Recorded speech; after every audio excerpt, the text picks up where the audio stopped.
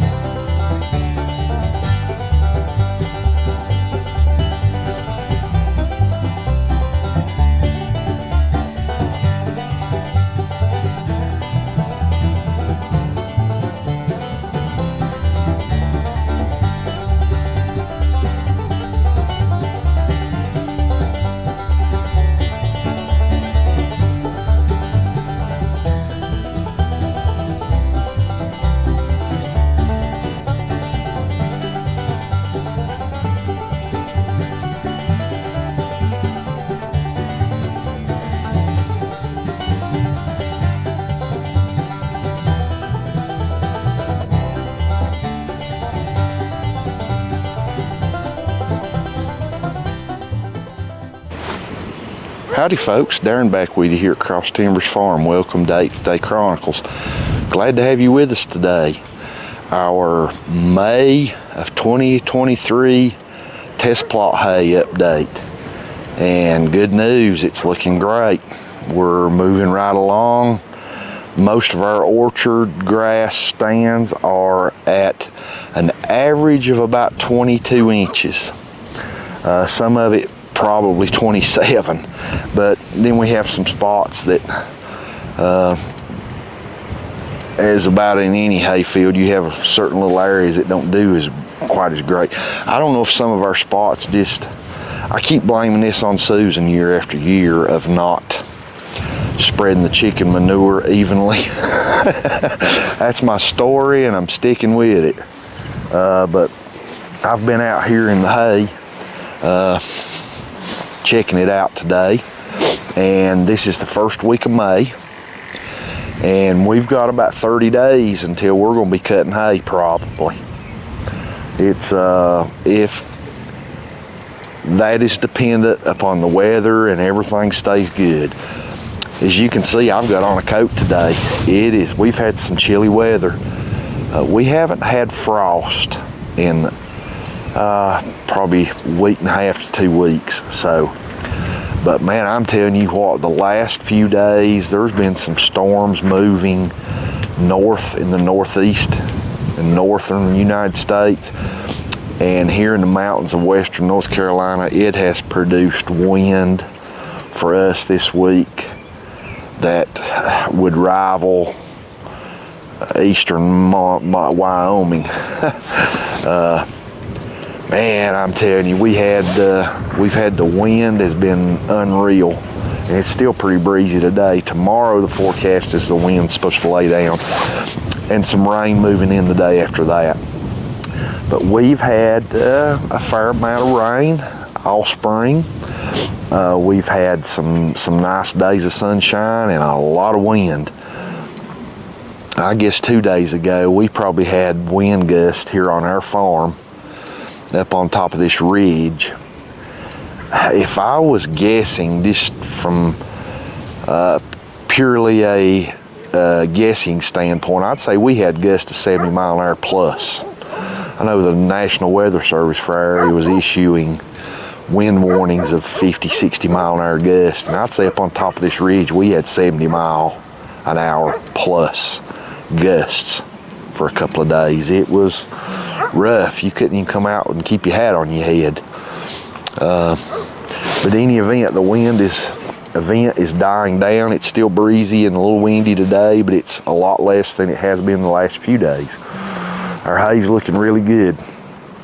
We've got a few little spots. We got one particular area of our test plot right down here that I'm going to note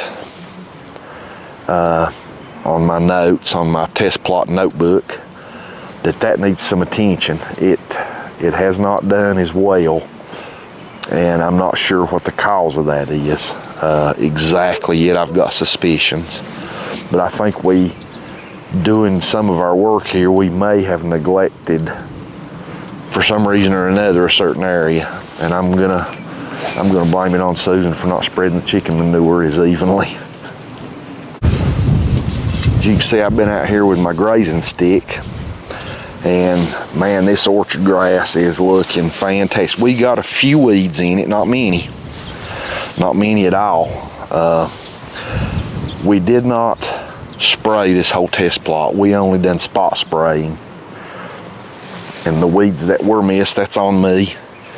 I missed a few, not many, but the orchard grass in our test plot and our clovers, and particularly our orchard grass, is as thick and tall for the 1st of May as it's been yet. It's looking phenomenal. I wish the rest of our pastures and our hay looked this good. It's coming along, but not this good. So we got to take what we've learned here and what has worked and apply it to our main hay fields.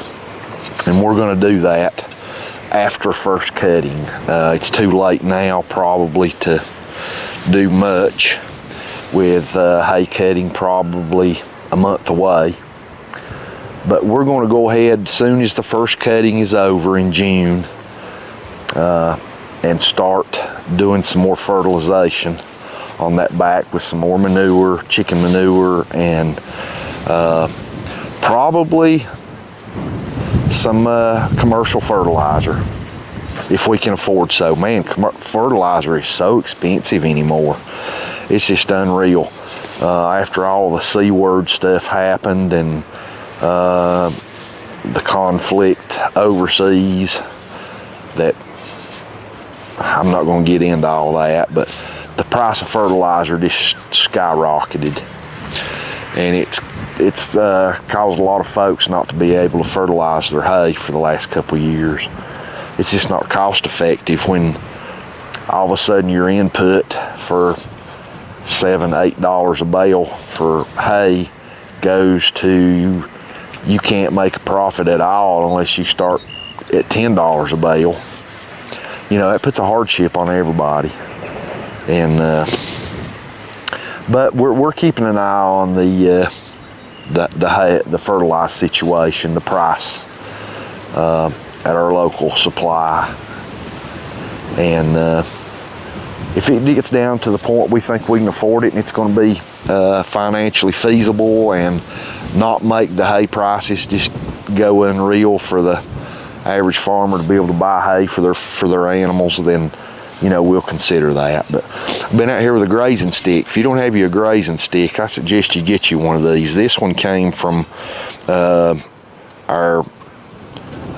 daughter actually got this one through her classes that she's in university, in her agriculture classes, and she gifted it to me, and this is fantastic. I really like this grazing stick. It's was put together with a collaborative effort through the North Carolina Cooperative Extension, the North Carolina Forage and Grassland Council, and the USDA Natural Resources Conservation Services. This is a fantastic little stick. You can just walk out and that takes the guesswork out of it. You can stick it in the ground anywhere and measure your hay. It has no grazing below 3 inches for fescue, orchard grass, prairie grass, Dallas grass, resting periods and when to start grazing according to the growth.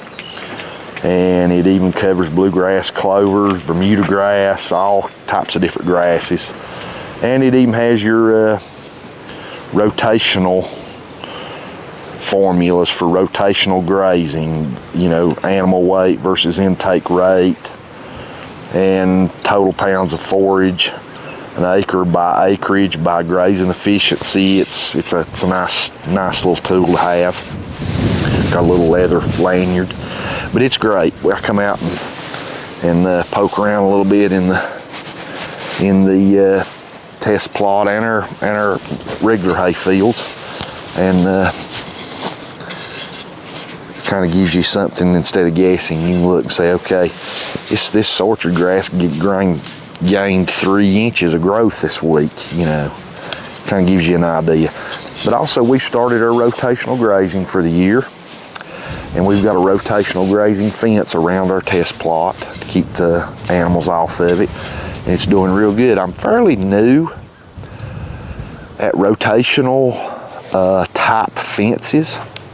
We've done some rotational grazing with our goats in the past, but we just used T-post, and it was a lot of work. So this year we went with a more conventional rotational method of step-in post and poly braid and reels.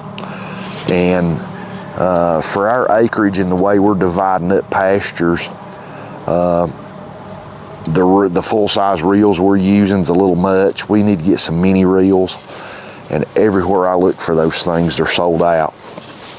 But I've got a source or two that I'm keeping an eye on for when some of those mini reels come back in stock that we can start using. It'll hold about, 650 feet of poly braid. But we're using Ken Cove 6-strand, 6 wires in the strands of wires in the braided poly rope, and it's working really well. Our goats are real respectful of that fence. So I'll show you that in a few moments. But the hay's looking good. It's the clovers are starting to come on. Our clovers will come on better later in the summer. For our second cutting, the clovers will be really, really good. First cutting, they're just kind of so-so. They're still growing. But later in the summer, in our second cutting, the red clover should be a lot more predominant. And we did spray our main hay fields with 2,4-D about a month ago. Well, no, it's been longer now. It's been a month and a half. And it done a fantastic job. I mean, a fantastic job. There's one area that I did not spray that we're just going to use for rotational grazing because it's steeper, and I didn't spray that area. And you can clearly see the dividing line where the spray was and where it stopped and where it was not sprayed. It's super obvious. The 2,4-D amine we used spraying that field gave fantastic results. We're very happy with it. Our back hay field for our early summer weeds and for our first cutting is going to be really weed free almost. There's no hay that's just totally 100% weed free, I do not believe, but that's going to be about as close as you can get. It looks really good. That 2,4-D really done a number. And I'm standing here looking in some of this orchard grass, and man, at the red clover down in here, it's not up as tall as this orchard grass. And I guess that's one reason when you just scan and look over it, you don't see that much red clover. But if you get to pushing around with this grazing stick, it's in there. It's just not as tall. It's looking real. Oh yeah, there's another big old patch of it I didn't even know was there. It's in there. It's just not as grown quite as tall and fast as this orchard grass. We're looking really forward to cutting this. We'll be cutting hay in probably a month, 30 days or less. It's looking really, really good. You know, our growing season here in the mountains is not as long as lower elevations. We get 2 cuttings a year is usually what we average. And I know some folks in lower elevations I've heard is already cutting some hay around the 1st of May. And you know what May stands for here in the mountains? May is the month, and they named it appropriately May because here in the mountains, it may be 75 degrees and sunny.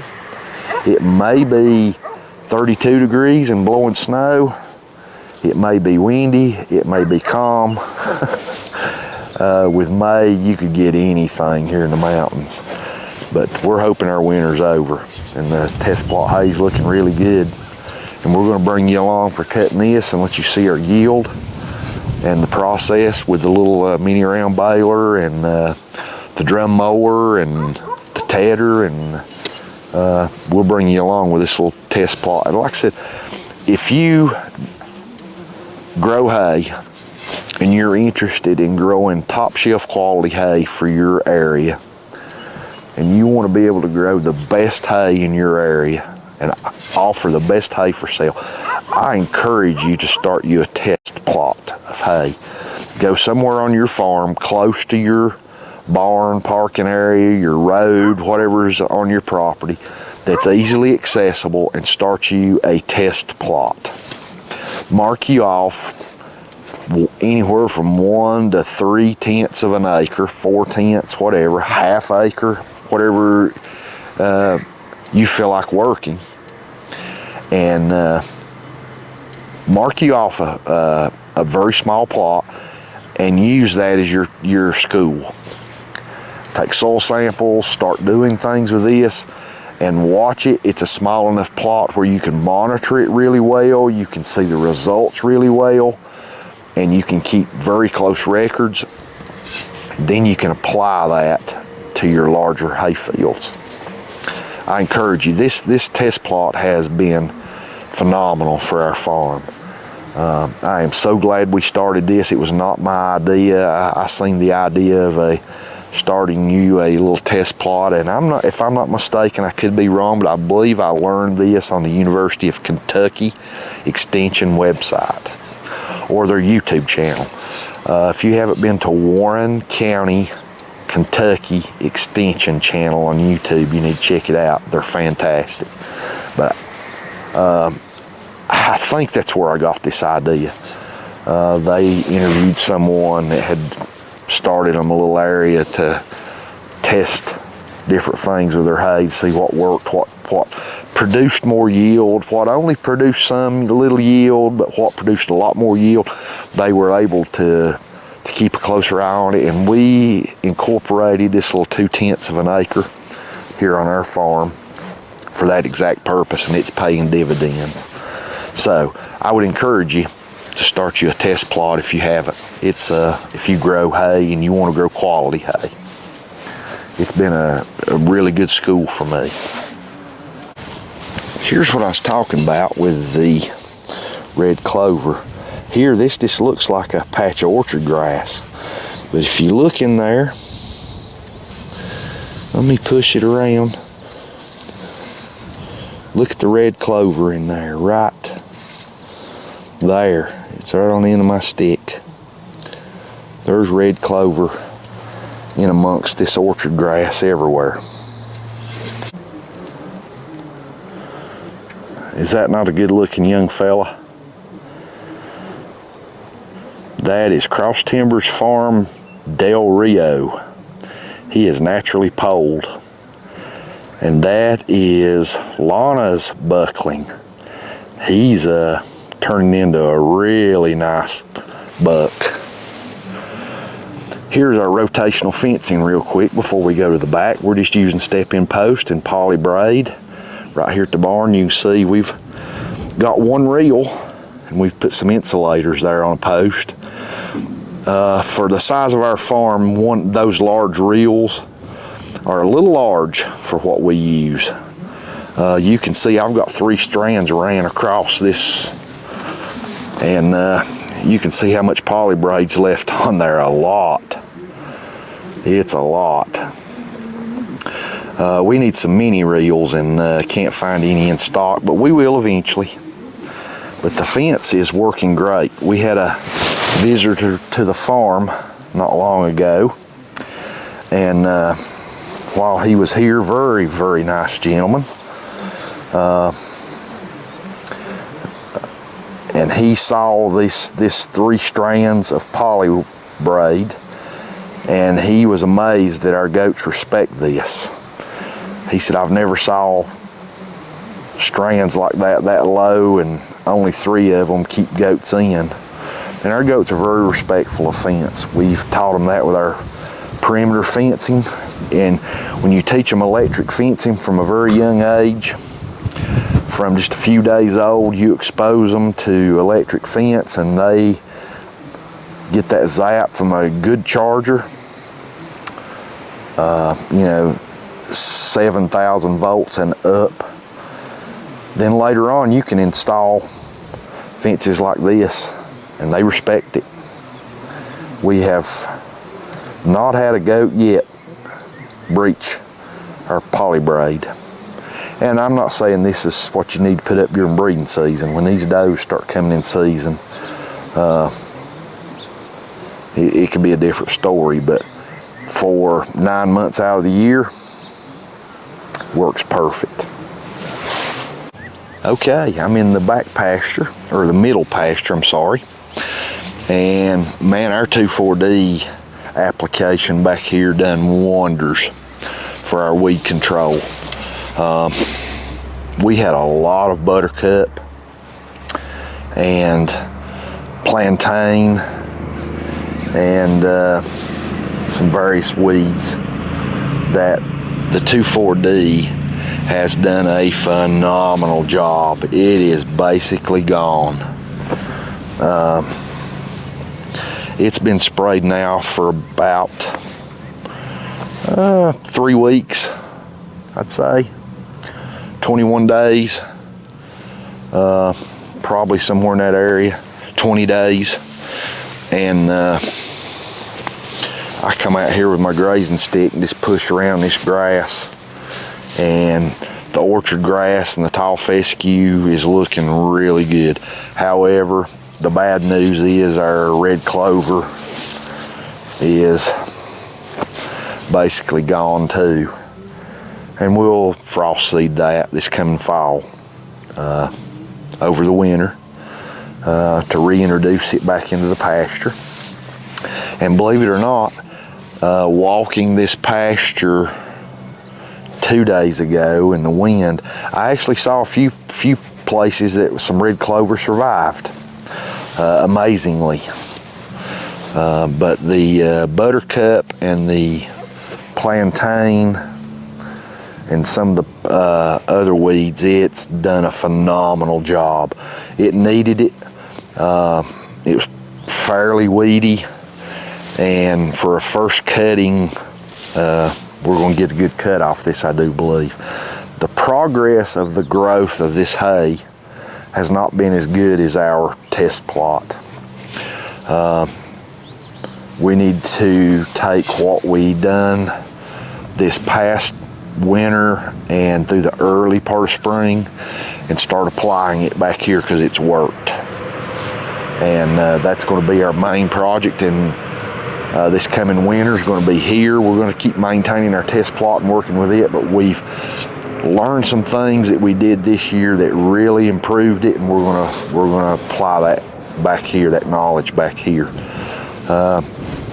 Frost seeding done really good in our test plot this past year, past winter, and we're going to do the same back here this coming winter. So continually improving. If you're not learning something and continually improving your product, then you're going to fall behind. And we want to be able to produce the very best hay that our area has to offer.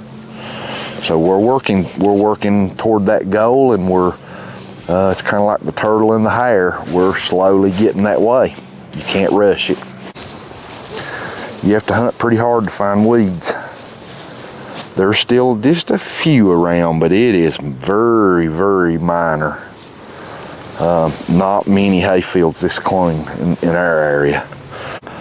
Thanks for coming along with us today as we do our May of 23 hay update, and we got a lot of content coming your way real soon. If you enjoy the hay content, we got hay season is up on us really, really fast.